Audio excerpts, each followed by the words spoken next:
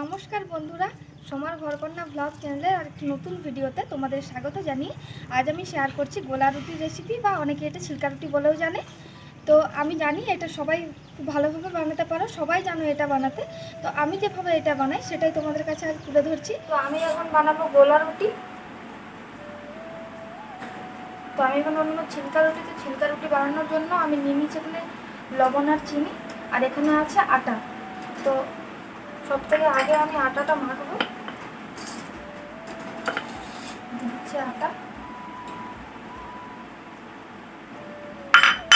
আর এখানে নিয়ে নিয়েছি পরিমাণ মতো লবণ আর চিনি।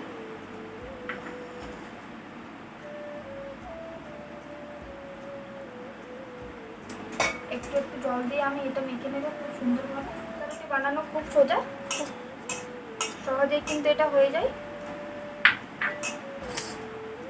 তোমরা যারা যারা ছিলকা রুটি বানাতে পারো না, এই ভিডিওটা দেখো।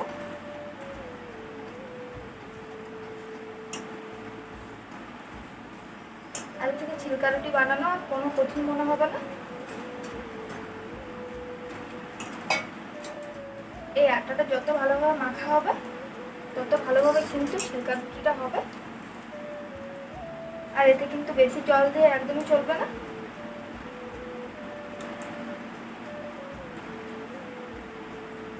এটা মাখার সময় কিন্তু লক্ষ্য রাখতে হবে যাতে এটা ঠিকঠাক করে মাখা হয়। এই দেখো আমার মাখাটা হয়ে গিয়েছে। তোমরা কি করে বুঝবে যে মাখাটা ঠিকঠাক মতো হয়েছে? যখনই এটা এইভাবে ওঠাবে, এই দেখো এভাবে কিন্তু পড়বে। এখানে আমার মাখাটা হয়ে গিয়েছে। এটা আমি 5 থেকে 10 মিনিট একটু রেস্টে রেখে নেব। এই দেখো 10 মিনিট পর এটা আমি ঢাকা খুলে দেখাচ্ছি ঠিক কীরকম হয়েছে। এই দেখো এইরকম কিন্তু হতে হবে ব্যাটারটা। এরকমভাবে তোমাদের মাখতে হবে। এরকমভাবে মাখলে একদম গোলা রুটি পারফেক্ট হবে। তো তোমরা দেখতে থাকো আর কি কি লাগে। আর এই দেখো এখানে আমি নিচ্ছি একটা তালপাতা। তোমরা এখানে তালপাতার পরিবর্তে একটা তেজপাতা দিয়েও এটা করতে পারো। এটা আমার নেওয়ার কারণ হচ্ছে, যখন বেটারটা দেবো তাওয়াতে তখন হাতে করে যদি ঘোরানো হয় বেটারটা, তাহলে কি হবে, হাতে আর কি আঁচ লাগতে পারে। তো ওই আঁচ লাগবে না যদি এটা দিয়ে করা হয়।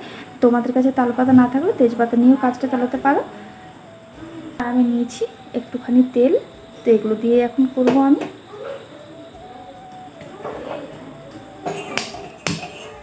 আমার তাওয়া গরম হয়ে গিয়েছে, এখন আমি দিয়ে দেবো তেল। আর এটা আমি ঘরেই বানিয়েছি এক টুকরো আলু কেটে। তো এটা দিয়ে তেলটা দিলে কি হয়, খুব সুন্দর মানে পরিমাপটা ঠিকঠাক থাকে একদম তেলের, বেশিও হয় না কমও হয় না। আর এতে আবার বেশি তেল হয়ে গেলে কি হয়, মানে ঠিকঠাকভাবে হয় না। একটু তেলে এটা খুব সুন্দরভাবে হয়। তো প্রথমে আমি তেলটা এইভাবে দিয়ে নিচ্ছি।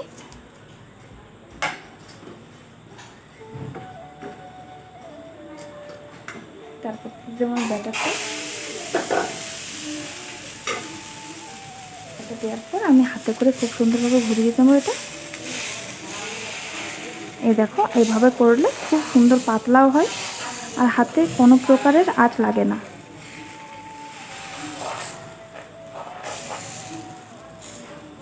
আর এই ছিলকা রুটি যতটা পাতলা হয় ততটাই খেতে ভালো লাগে।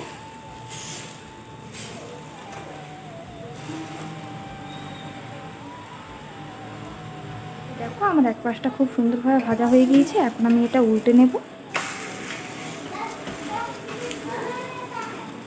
এই পাশটাও আমি খুব সুন্দরভাবে ভেজে নেব। আর দেখছো কি সুন্দর হয়েছে, একদম কিন্তু তাওয়াতে লেগে যাচ্ছে না। তো তোমরাও এভাবে এটা ট্রাই করো, দেখবে খুব সুন্দর হবে। তো এভাবেই আমি একটা একটা করে আর বাকিগুলো সব করে নেব।